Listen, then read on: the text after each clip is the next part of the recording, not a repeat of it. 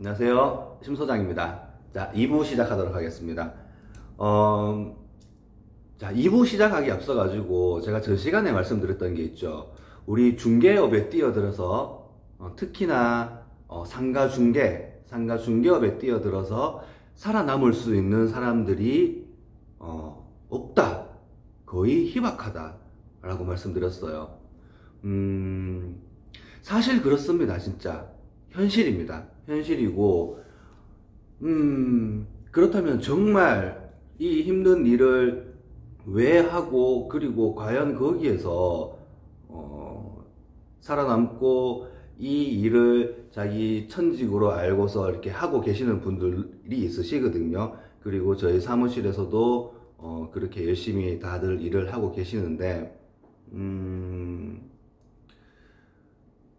제가 이 영상을 남기면서 정말 진짜 전해드리고 싶은 하나의 그 어떤 뭐랄까요, 중개에 대한 마음가짐, 그리고 중개 일을 어떻게 해야 된다라는지 알려드리려고 하는 맥락은 딱 하나입니다. 딱 하나고, 그게 앞으로 계속 이 모든 영상에서 모든 맥락이 다 이어질 거예요. 이어질 거고, 그리고 실질적으로 이걸 모르고서, 이 내용을 모르고서 중개 일을 임하게 된다면 우리가 슬럼프는 369 슬럼프가 항상 오거든요. 슬럼프가 항상 오는데, 정말 첫 계약하자마자 바로 슬럼프가 옵니다. 제가 앞으로 알려드리는 이 중개 기술의 노하우에 대해서 이걸 모르고, 아무것도 모르고 단순히 중개 일에 임하시게 된다면은 첫 계약하셨을 때 무조건 슬럼프가 옵니다. 왜 그럴까요? 첫 계약하고 나면은 너무 기쁘고 앞으로 이제 계약이 계속 이루어지겠구나 라고 생각하시겠지만 그렇지 않습니다. 왜냐면 첫 계약할 때 너무 힘들기 때문에, 너무 힘들고, 그리고 이게 본인이 실력이 아니라 운이 많이 작용했다라는 걸 느끼는 순간, 그 다음은 어떨까요? 그 다음 두 번째 계약은 눈에 보일까요? 보이지 않습니다. 두 번째 계약이 언제 이루어질지 눈에 보이지 않기 때문에, 이거는 내가 평생 해서는 안 되는 일이구나, 빨리 탈출을 해야 되겠구나 라고 생각하게 되는 거거든요. 그래서 제 강의를 끝까지 보셔야 됩니다. 끝까지 보시고 제가 알려드리는 하나의 맥락, 이것만 챙겨가시면 됩니다. 실제로 저희 사무실에서 제가 케어를 해드렸던 분들이 아마 제가 세알이지 못할 만큼 수십 분이 계셨어요. 수십 분이 계셨고, 그리고 실제로 제가 아무리 얘기를 해도 6개월 동안 근무를 하시면서 계약을 한 번도 못하고, 한 건도 못하고 떠나가셨던 분들이 부지기수입니다. 아주 많습니다. 그런데 지금 저희 사무실에서 같이 저랑 일을 하고 계시는 분들은 제가 알려드리는 방법 그대로, 그 노하우 그대로 전수를 받으시고 그대로 행하셔가지고, 최고 빠른 거는 정말 2개월 만에 실질적으로 월 매출 1000만원 이상을 찍으셨습니다. 그분 한 분만 특별한 케이스가 아니고 몇 분 더 계세요. 늦으면은 3개월. 근데 3개월 차에는 대부분 보통 1000만원을 찍으십니다. 상가중개 하니까 수수료가 크니까 뭐 계약 한두 건 하면은 1000만원 이상 벌어서 그래서 그런 거 아닌가요? 라고 또 뭐 생각하실 수도 있으실 텐데, 그게 아닙니다. 계약을 5건 이상 하시고, 월 기준이에요. 월 기준으로 해서 계약을 5건 이상 하시고, 그리고 1000만원 이상 수입을 발생시키십니다. 그렇게 하시고 나시면은 자신감이 생겨요. 자신감이 생기고, 자신감뿐만 아니라 일을 어떻게, 중개 일을 어떻게 해야 된다라는지 본인 스스로 본인께 돼 버립니다. 그러면 그때부터는 걱정이 없고 슬럼프가 올 수가 없습니다. 제가 알려드리는 대로 중개 일을 행하시면은 슬럼프가 올 수가 없습니다. 3개월, 6개월, 9개월 때 너무 바쁘고 엄청나게 바빠가지고 슬럼프 생각할 겨를이 없습니다. 실제로 일어나고 있는 일이고, 이게 제가 말씀드리는 게 여러분들 PT 받아보셨나요? PT 우리 트레이닝 PT 트레이닝 코치가 처음에 회원이 오면은 이제 회원 가입시키기 위해서 뭐 여러 가지 이제 조언도 하고 얘기도 하고, 뭐 개인 그거 뭡니까 이거 뭐 재 가지고 뭐 어떻게 하면은 될 겁니다. 뭐 PT 몇 번 받으시고 운동을 얼마나 하시면은 제가 몸짱 만들어 드리겠습니다 라고 이렇게 회원을 설득을 하죠. 근데 사실 사람을 여러 명, 수십 명 이렇게 트레이닝을 해본 사람은 그분 딱 보면 압니다. 딱 보자마자 아, 이 사람은 한두 번 나오고 안 나올 사람이다. 아니면 이 사람은 바프까지 찍을 사람이다. 아니면 이 사람은 진짜 이 운동에 빠져가지고 뭐 엄청난 운동하는 그런 사람이 될 것이다 라고 바로 압니다. 저도 마찬가지예요. 저도 이렇게 많은 직원들을 트레이닝 하다 보니까는 처음 와서 첫날 바로 압니다. 이 사람은 성공할 사람이다. 이 사람은 중개 일을 끝까지 못 갈 사람이다. 압니다. 그게 처음에 이 일을 임하는 마인드나 자세에서부터 달라요. 표시가 납니다.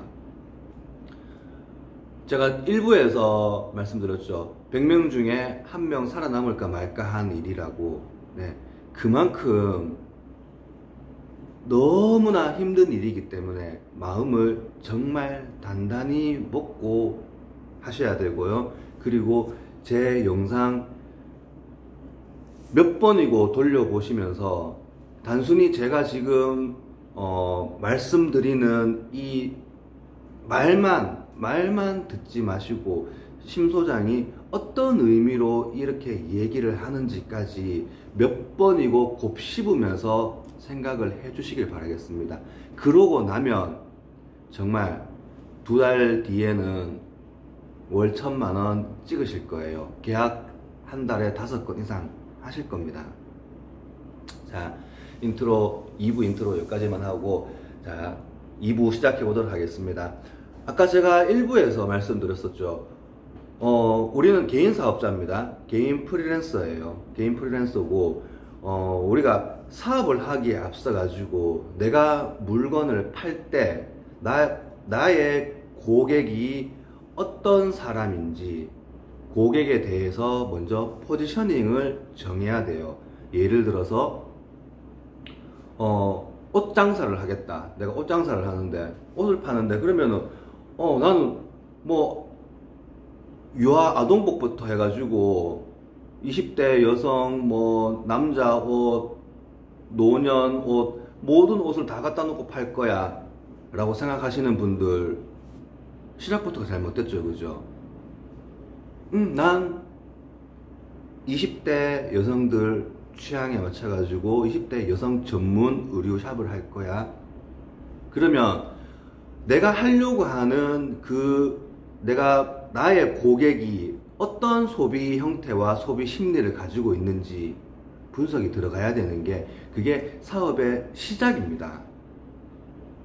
우리 중개일도 마찬가지인 거예요. 자, 무조건 이게 제가 상가만 통용된다는 게 말씀드리는 게 아니라 주택이든 상가든 모든 중개 메커니즘에서는 고객을 알아야 되고 고객 심리를 파악을 해야 되는 겁니다. 아시겠습니까?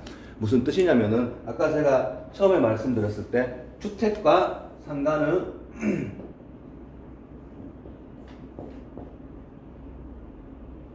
상가는 고객들이 관여도에 따라서 고객들이 관여도가 다르다라고 말씀드렸어요. 그래서 생각해 봅시다. 상대적으로 봤을 때 주택과 상가 중에서 저관여 제품은 뭘까요? 저관여 제품은 주택일 거고요. 저관여일 거고요.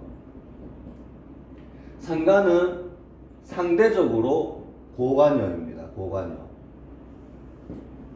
우리가 아까 제가 저관여 제품에서 비교를 했을 때 껌이라고 비교를 했어요. 그죠? 자, 껌을 팔 때는 어떻게 팔아야 될까요? 껌을 팔 때, 그리고 고관여했을 때는 아까 제가 일부에서 예를 들었을 때는 냉장고라고 얘기했습니다. 냉장고 말고 우리 자동차 합시다. 자동차. 네.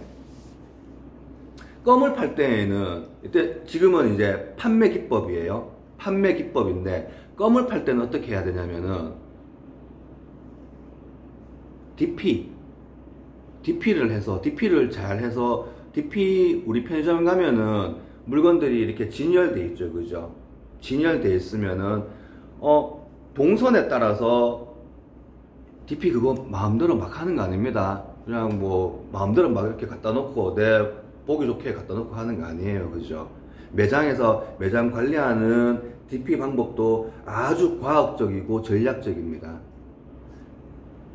계산대 앞에 100원짜리, 200원짜리 이렇게 잔잔한 물건들 갖다 놓는 거, 그거 왜 갖다 놓는지 아십니까? 잔돈 거슬러 줄 때, 잔돈 100원짜리, 200원짜리 안 받고, 이거 하나 가져갈게요. 라고 하면서 한 개라도 더 팔 수 있게끔. 계산대 바로 밑에 보시면은, 유아용, 애들용, 음식들이 깔려 있어요. 왜냐면은, 엄마 손잡고 와가지고, 매대를 돌면서 엄마가 애들 살려고 하는 거 다 잘 막았죠. 잘 커버했죠. 잘 커버했는데 계산대 앞에서 손잡고 있으면서 엄마가 계산하고 있는데 애기가 밑에서 엄마 나 이거 사줘 하면서 꺼내죠. 그죠? 그게 뭐냐면은 디스플레이의 전략이거든요. 껌을 파는 전략입니다.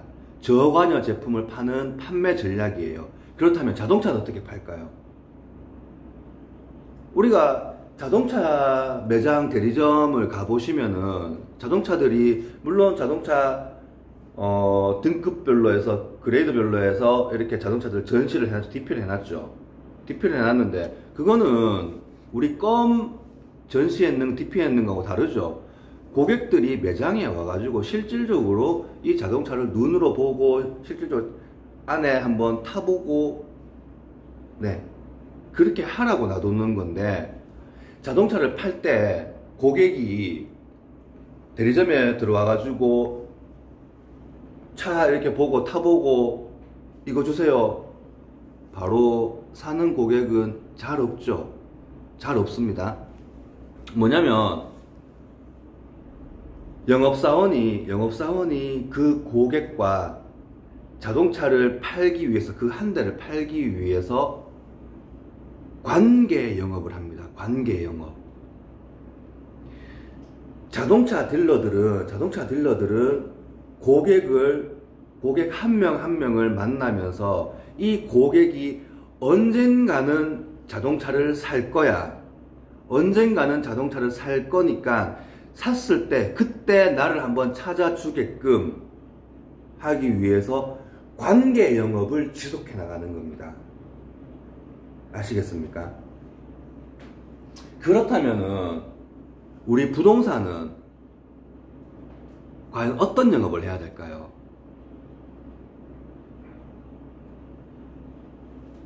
당연히 껌 파는 식으로 그렇게 팔아서는 안 될 텐데 제가 그 전까지는 저도 사실은 우리 부동산은 고관여 제품이니까 관계 영업을 해야 돼 라고 생각을 했었었는데, 사실 일을 해보고 지금에 와서 드는 생각은 뭐냐면, 이거는 관계 영업 이상의, 여러분들 그거 아십니까? 방산업체 로비스트, 네. 방산업체에서 무기를 팔 때, 국가 간에 무기를 팔 때 그냥 세일즈 하는 것처럼 카탈로그 들고 가가지고, 카탈로그 들고 가서 카탈로그 보여주면서 탱크 전투기 이거 몇 조인데 뭐 싸게 해줄게요, 사세요 라고 하나요? 중간에 로비리스트가 있어요. 중간에서 그 가교 역할을 하면서 중간에서 커미션까지 챙겨 먹으면서, 네, 서로 이렇게 중간 역할을 하는 그 영업 사원이 있죠. 그 정도예요. 우리 중개 일이, 상가 중개, 특히나 상가 중개 일이 관계 영업 기본입니다. 자, 관계 영업 기본이고, 그 다음에는 우리는 권리금이라는 게 있기 때문에, 우리 방위산업업체에서 그 무기 팔 때 그 로비리스트가 움직이는 것처럼 그렇게 은밀하고 전략적으로 해야 되는 겁니다.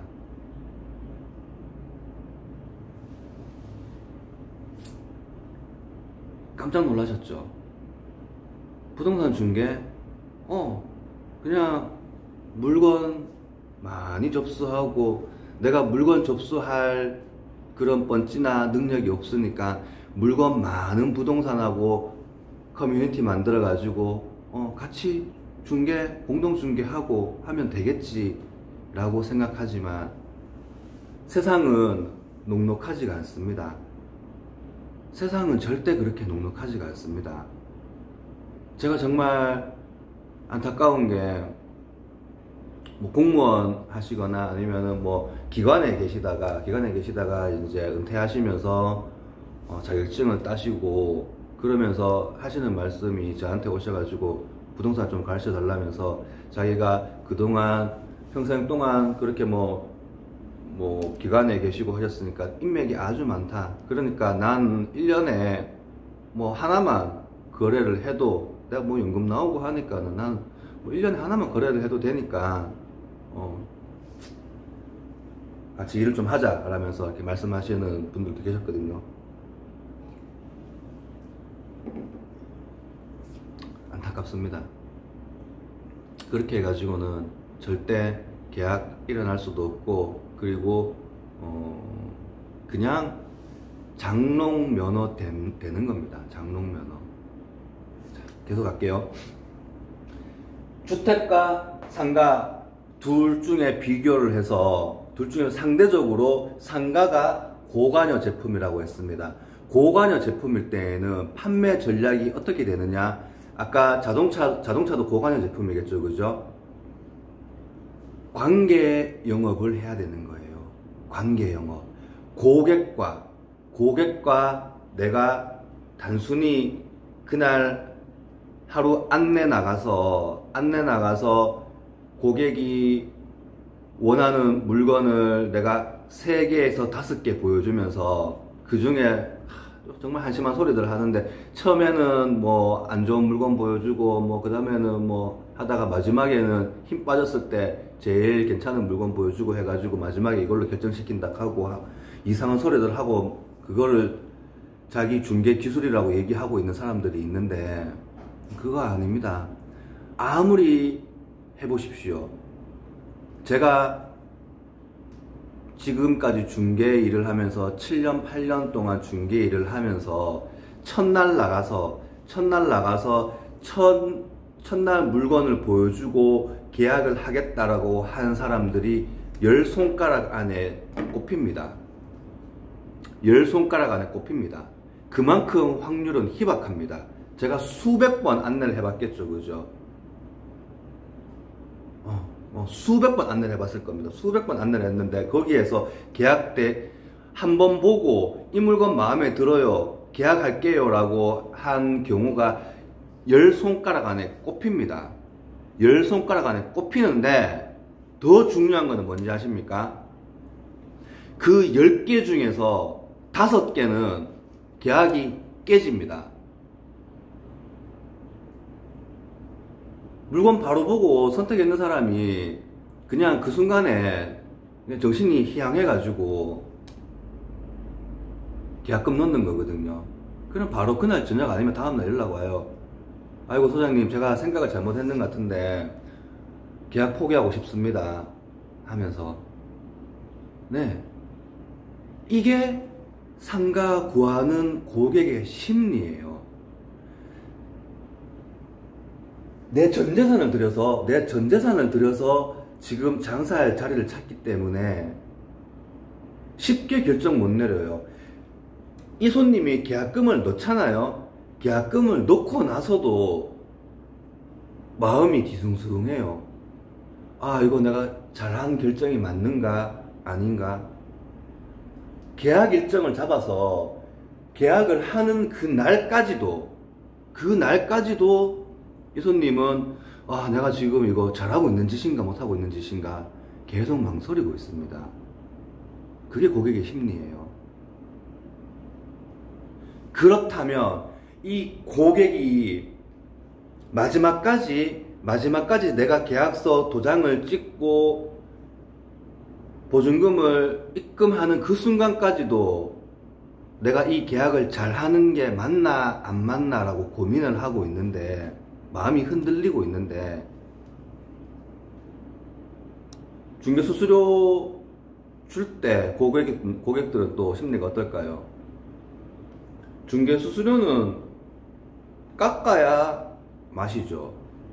중개수수료는 깎아야지 눈탱이 안 맞고 현명한 소비를 했다라고 생각을 하죠, 고객들은.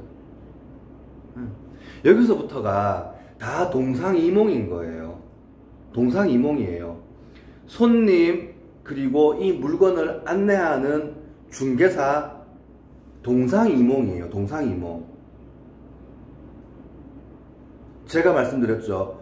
관계 영업을 해야 된다라고. 관계 영업 이상의 전략적인 아주 시크릿한 로비리스트 영업을 해야 된다라고. 그게 무슨 뜻일까요? 고객들은, 자, 내가 전재산을 걸어서 지금 장사할 자리를 찾고 있어요. 그러면 고객이 먼저 상권을 돌아다니면서 물건을 찾을 거고요. 물건을 찾아볼 거고, 그리고 여기저기 이제 물건들을 보러 다닐 겁니다. 물건들을 보러 다니면은, 사람은 그래요. 그거 한 달 이상 해보십시오. 손님부터가 지쳐요.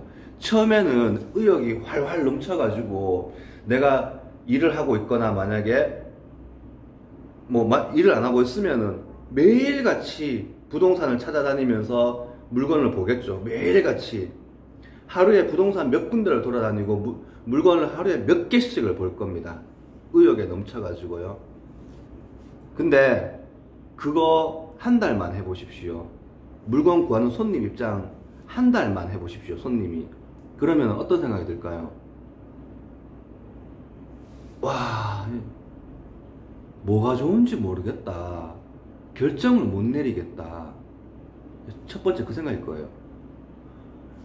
저번에 봤던 그 물건이 제일 좋은 것 같긴 한데 월세가 비싸. 이거는 월세는 괜찮은데 뭐가 또 안 맞아. 또 권리금이 있다고 하네.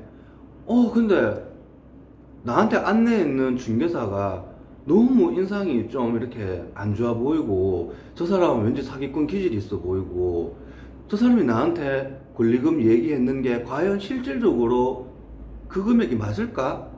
내가 비싸게 주고 이걸 사는 건 아닐까? 많은 생각들이 들 겁니다. 특히나 처음 장사를 하시는 분들, 처음 장사를 하거나 한두 번 장사를 해서 가게를 구하시는 분들은 그럼 어떨까요? 손님 입장에서도 그래요. 내가 부동산을 뭐 블로그를 보든 현수막을 보든 전화를 해가지고 하는 것도 한두 번이지 한 달 정도 되잖아요. 그러면은 손님이 아차 싶어요. 그놈이네. 내가 저번에 문의했던 그 부동산이네. 와, 이 사람 물건 많이 가지고 있네. 그렇게 되면 나중에는 손님이 먼저 나를 위해서 내 물건을 찾아줄 나하고 코드가 맞는 중개사를 찾고 있습니다. 심리적으로 마음이 아주 낮아 있는 상태예요. 그럴 때 우리 중개사가 손을 내밀어 주는 겁니다. 손을 내밀어 주면서 사장님, 지금 이런 물건 찾고 계시네요. 이런 물건 찾고 계시는데 그거 제가 찾아드릴게요. 제가 찾아드리고 가장 합리적이고 경제적으로 비용을 들여서 계약하실 수 있게 제가 만들어 드리겠습니다. 라고 우리가 먼저 손을 내밀면 손님은 아주 고마워합니다. 실제로 계약할 손님은 아주 고마워합니다. 근데 만약에 우리가 이렇게 손을 내밀었을 때 난 그런 거 필요 없습니다. 내가 알고 싶어 하는 정보만 주세요. 라고 하는 고객들은 우리가 안 만나면 되는 거예요. 우리가 그 사람을 위해서 일을 안 하면 되는 겁니다. 그 사람은 가만 고객이 아니고 나한테 그냥 단순 문의만 했는 고객이에요. 단순 문의만 했는 고객인데 우리 초보자들은 불나방처럼 그 고객한테 뛰어들어가지고 계속 매물 찾으면서 계속 매물 보내주죠. 사장님, 요건 어떠세요? 요건 어떠세요? 그러다 보면은 누가 먼저 지치는지 아십니까? 중개사가 먼저 지쳐요. 물건 찾는 게 쉽지 않거든요. 그리고 고객이 원하는 임대 조건, 물건들 없어요. 물건 찾다가 보면 쉽지 않은데, 와, 이 물건 없다. 아무리 찾아도 없는데 내가 하나 찾았다. 찾았으니까 이거 고객한테 얘기하면은 고객이 원하는 임대 조건, 보증금의 월세, 평형의 임대 조건을 맞췄기 때문에 이거 계약하겠지? 라고 해서 신나가지고 전화하죠. 고객은 글쎄요, 생각을 좀 해봐야 되겠는데요 라고 얘기를 해요. 그게 이 고관여이기 때문에 그래요. 상가 중개의 고관여이기 때문에. 느낌 오십니까? 감이 오십니까? 제가 지금 어떤 말을 드리고 있는지. 손님은 우리가 물건을 아무리 많이 찾아줘도, 우리가 물건을 아무리 많이 보여줘도 그 보여주는 행위는 뭘까요? 그 보여주는 행위는 동네 그냥 자판 깔아놓고 물건 파는 행위하고 똑같은 행위인 거예요. 지금 껌 파는 것보다 더 못한 행위로 우리는 지금 물건을 팔려고 하고 있는 거예요. 차라리 껌은 맛을 보여줄 수 있죠. 껌은 자, 이거 맛 한번 보세요. 맛 한번 보세요. 맛있죠? 맛있다니까요. 제 말 믿으세요. 자, 이거 하나 사세요. 라고 할 수 있죠. 우리는 그것도 아니고 물건, 손님이 얘기하는 돼지국밥집 찾는다고 하니까는 물건 5개를 가지고 와가지고는 자, 이게 제가 찾았는 물건 중에서 손님이 원하는 것 중에서 임대 조건 맞는 거 이게 다예요. 이 중에서 자, 고르세요 라고 하면 손님이 덜컥 나 지금 장사하려고 1억 지금 투자해야 되는데, 자, 당신 보고 내 1억 살게요. 당신 이 5개 갖고 왔는 거 이게 다 맞죠? 대구 바닥에서 이 5개가 내가 말한 임대 조건에 맞는 거 이거 말고 더 이상 없죠? 이렇게 살 사람 대한민국 아무도 없습니다. 맞죠? 그러면 과연 어떻게 해야 될까요, 우리? 여러분들은 지금 이때까지 계속 이렇게 중계를 해왔어요. 이 강의를 안 들으셨던 분들은 앞으로도 이렇게 계속 중계를 하실 거고, 앞으로도 계속 이렇게 하다가 이 중계라는 일이, 공인중개사라는 일이 정말 힘든 일이구나 하면서 떠나가실 거거든요. 여기서부터입니다. 여기서부터 앞으로 중개 일을 어떻게 해야 되는지 방향성을 잡으셔야 돼요.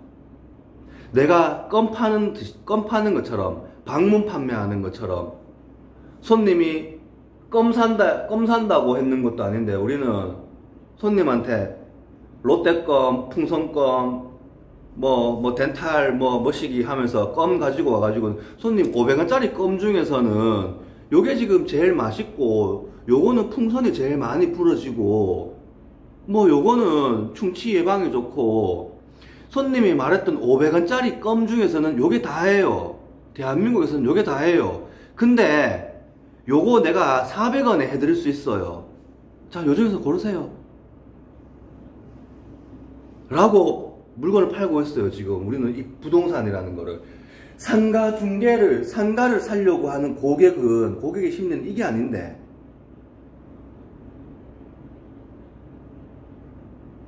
느낌 오시나요? 지금부터 앞으로 고객을 어떻게 관리를 하고 어떤 식으로 영업을 해야 되는지 제 모든 강의는 거기에 초점이 맞춰질 겁니다. 우리 중개는 껌 파는 식으로 파는 게 아니라 로비리스트가 국가와 국가 간에 그 무기를 팔듯이 은밀하고 전략적으로 판매가 들어갈 겁니다. 아시겠죠?